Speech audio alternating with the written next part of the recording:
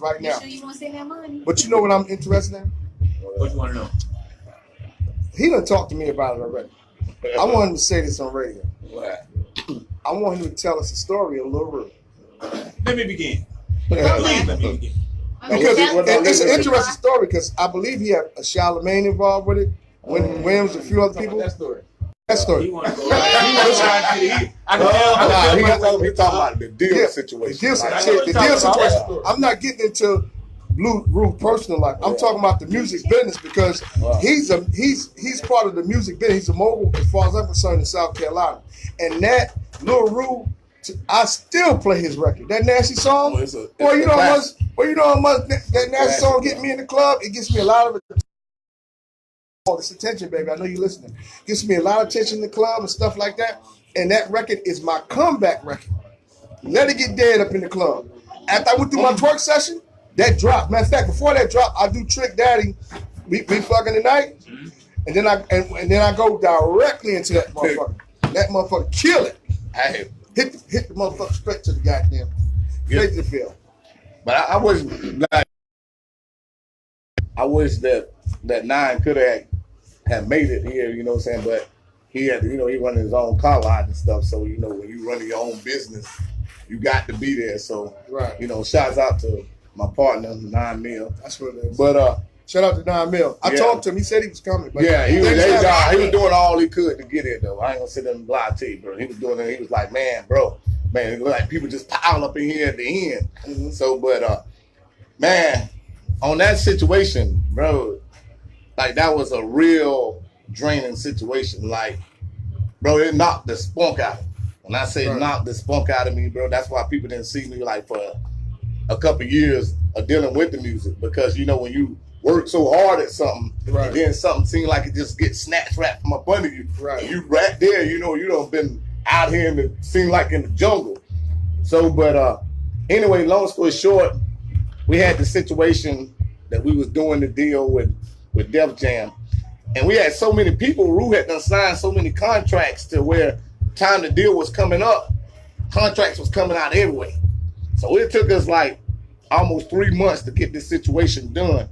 But long story short, what he's talking about, even with Charlamagne the God, and what I done kind of learned in this situation is you got to separate friends from business. Right. And as you as artists and producers and everything, make sure you stay on top of your business. Right. And the only good thing that was what it was Rue didn't want to do his paperwork for his publishing. And Headhunter still had owned 100% of the Nasty song. Yeah, I heard. So they had to come through us to get this deal through. So did they try to put the record out anyway? No, they at that time they wasn't gonna do the deal unless they had that record. Okay. So KP, who done T.I. first deal, the one who walked Rue up there. See, like even Charlamagne the God, like he in the book, he lying about, like he got Rue the deal, but he didn't. Right. They came back up there with a contract after Rue had went up there to get the deal with Def Jam. Rue signed a contract with Charlamagne thinking that he was going to get a deal with a with Warner Brothers. Not with a Solemn. Yeah. With a Solemn. Him and Swiss Beats and them. So they came out the blue with a contract. So Nine was like, yo, it's like whatever Bo want to do. So Charlamagne, this supposed to be my dog. Now I'm telling you, like, we talk just about every day. Right. So he was calling, so he was like, yo, Bo, man, let's just go ahead and just do this deal here. We go through, I'm going to go ahead and give you $25,000 out of our part. You know what I'm saying? Just let the thing go. So, I'm thinking, hey, that's just like me and you break records. We done had history. So you tell me, say, hey, man, we're going to do it this way. Yeah, hey, I'm going to make this what's going on. Yeah. Boy, but it didn't go like that. Shit. When the deal went through and the checks got cut, Charlamagne got ghosted. The money, they got ghost, man. Like, hey, bro, the money. So you sitting at home. So I'm sitting at home. I just got a newborn. I'm sitting in there. I got to listen to my baby mama, like basically telling the boy, you dumb as hell. So I'm sitting on, so I'm home back in South Carolina, right? I'm sitting on the couch, bro. Even tell you, Man, I'm thinking I'm not even telling the story, so nobody really knew what had happened with the Charlamagne the God thing because, bro, I ain't gonna tell you a lie. I wanted to kill dude. Really? Like literally, like I'm plotting how I'm gonna kill this dude, and I wasn't saying nothing to nobody about this, you know, about this situation because I didn't want them to even think Charlamagne done messed me over because they ain't gonna know who killed him.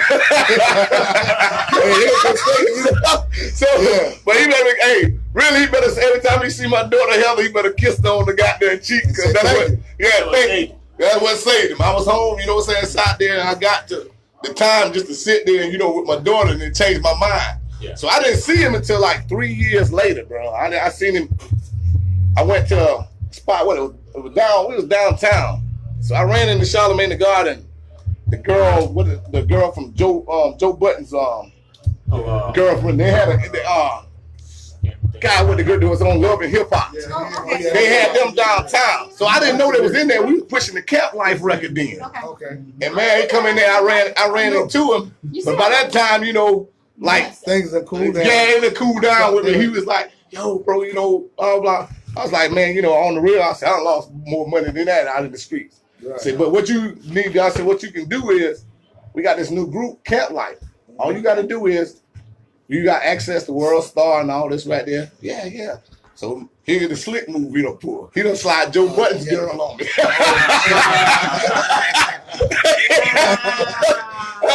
Diffused the whole situation, right? So, but anyway, so he was like, "Yeah, when I get back up, I'm gonna, you know, holler at you know."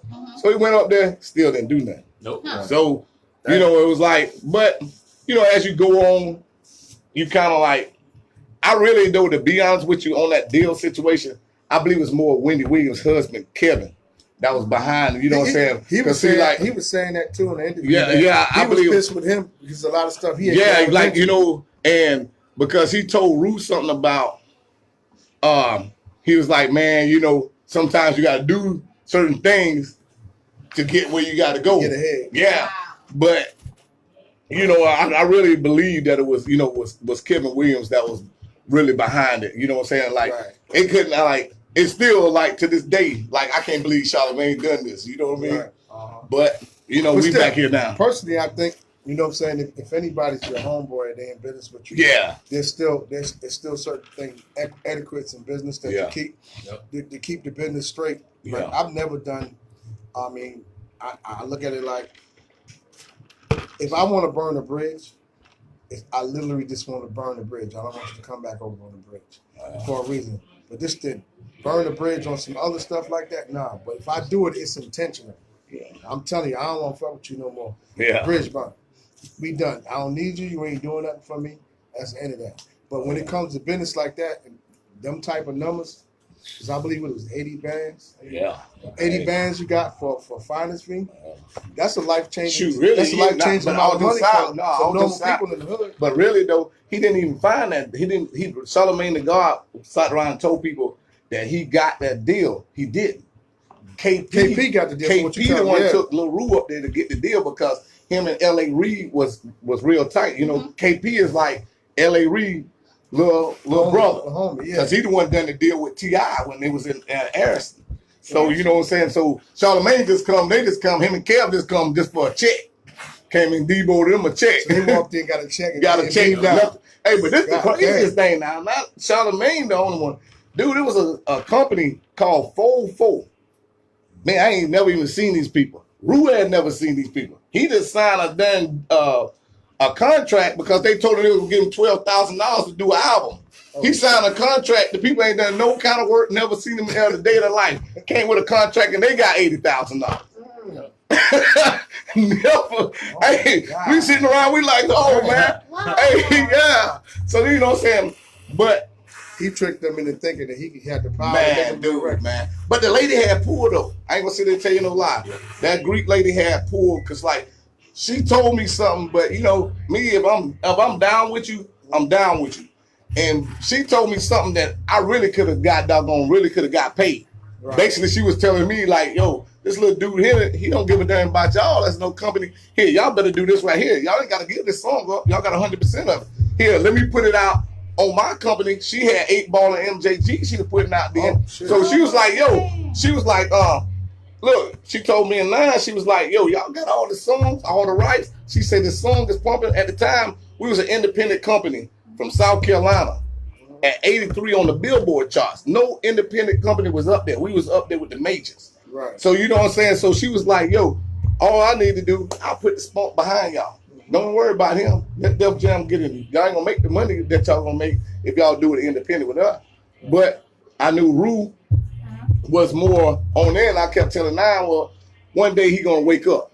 You know, he gonna realize, hey, these are, you know, my people, so I'm gonna let the song go. We gonna capitalize on the other way. You know, Nine had done the beat and everything, so it bring, you know, production, but he just didn't do on his part, and they cut it short. But the song was still pumping though. Oh, that song's still pumping right now. Matter of fact, if I'm correct, did you tell me it was with another company and the A&R passed away? Yeah, man. That was Capital. That was another record. Yeah. But look, you said that was a record before the Nasty Yeah, song. that was Don't Look Good. Yeah, Don't Look Good. Don't Look Good. And then when Dude passed away, he had an issue with him.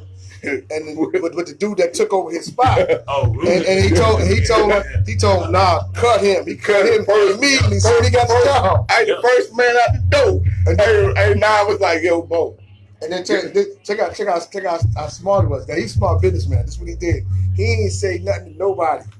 They took that Nasty song and threw it out, ran around. All the DJs thought Roof still had that deal with jumping. Yeah. So they put 100% into that Nasty song. 100%. That Nasty song went so goddamn hard. Yeah, hey, they didn't know we had lost the deal. I'm talking about everywhere. Everybody didn't know. That was smart business. Yeah, shot it straight on out there. That's your business to tell. You ain't got to tell nobody nothing like that. Yeah, they pushed the record. And then they got him to Def Jam and everything else. But then that's when Charlamagne and all that stuff came into play. But they had some runs. They had some runs. Because that song wasn't in play. And you know, the crazy thing is, right, and, you know, and I looked at, you know, everybody thought that Chuck T was making a diss towards us. Right. But he was telling the truth, you know, because he running around with the baby. And he was like, you know, Headhunter put on the blueprint for the baby and them of showing that you don't have to leave the Carolinas to get in a situation. Bro, as us as a whole, as Headhunter, bro, we made 4 different deals here in Columbia, South Carolina. Right. So Rue had 3 situations. Then we sold a song, a Collard Greens on, and pushed out another Rue record. Yeah, we sold, and that's how we got to the person. You can't forget Collard Greens. Nobody forget Collard Greens. Hey, bro, he supposed to be here, man. I swear for God, Collard Greens stayed in the club. He stayed, bro. I'm gonna tell y'all, I am so shocked that Collard Green did not make it. He don't miss a beat. No, he don't usually miss a beat. I see him all the time. Every club I'm DJing, that Collard Green right there. Hey, I was telling. You told me yourself, bro. Oh, he like that up in Charlotte now. He like that in Charlotte now. Like he running around downtown Charlotte. He put in work.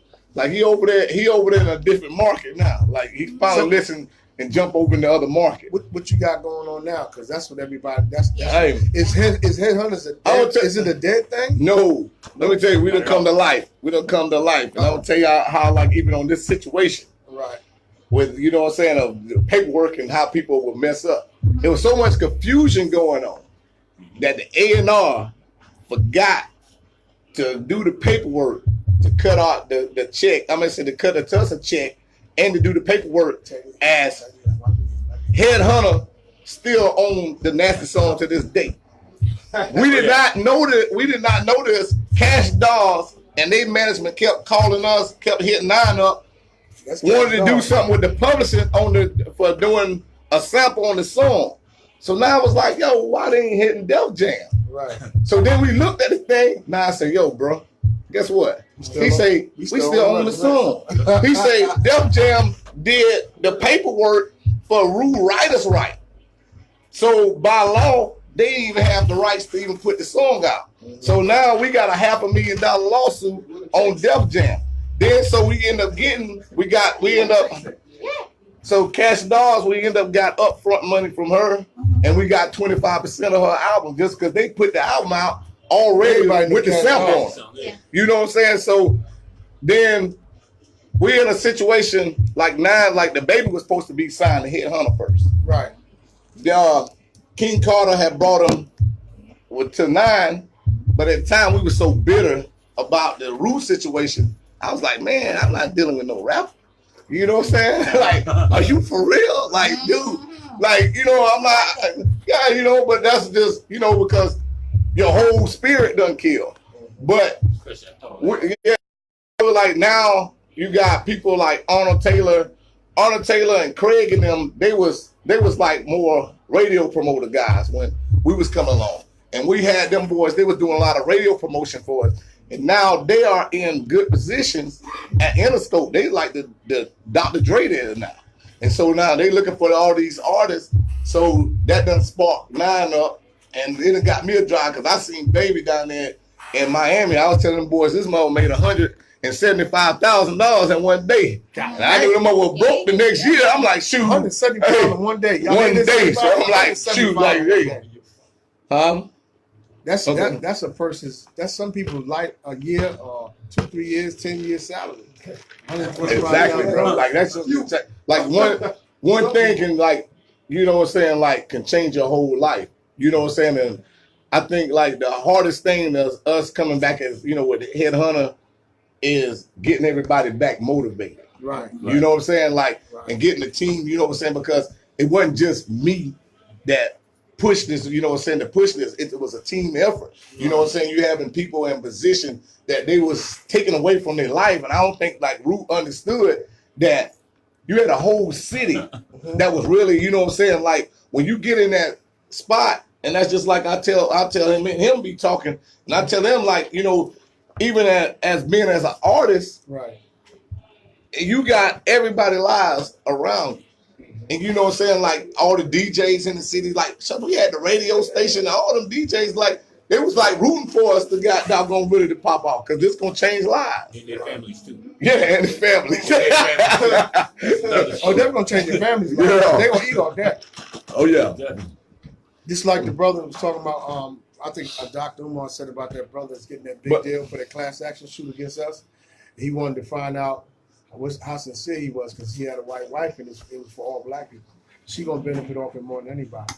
They did this on a show I seen on TV.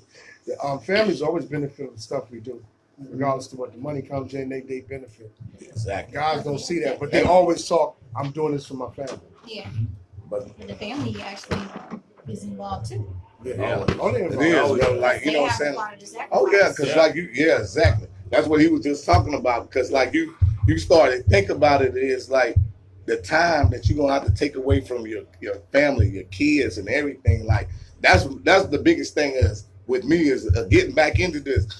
If I'm ready to get on this road 24/7, I mean, you know what I'm saying, like when us, you know, out on the road with Root Deal with Capital, so we just think we finna go home. The damn company call and say, hey, yo, I need y'all down here and then Macon, Georgia here tonight. Like, shoot, damn, hey, that's a damn 5-hour ride. Well, yeah, we have to be there and it don't start until another 6 hours. Right. So shit, you got to go. You know what I'm saying? Yeah, you know what I'm saying? So you got to go.